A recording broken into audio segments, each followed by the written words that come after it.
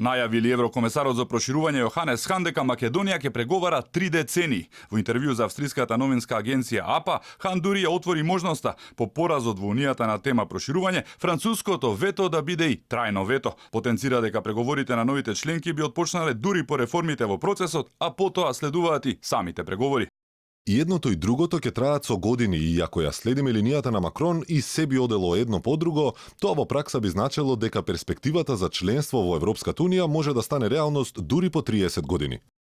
На дебаклот на зевата вада со датумот му претходеа и неколку признанија кои го објаснија она што мнозинството граѓани и онака го знаеш. Едно од нив беше и од председателот Пендаровски кој буквално призна дека го смениле името за датумот ЕУ, а по него и Заев кој почувствува силна горчина и посака да му кажеле пред да го смени името на државата.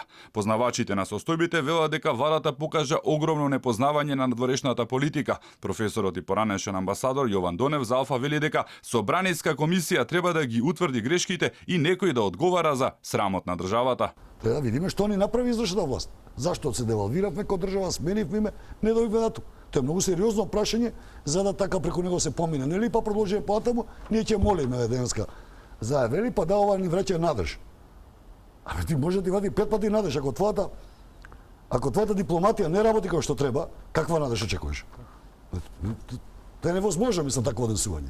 Се отвора и прашањето, ке се барали одговорности за некоректното, нејасно референдумско прашање кое нудеше членство во ЕУ и НАТО во замена за промена на уставното име, изјаснување кој покрај ваквите политички игри заврши неуспешно.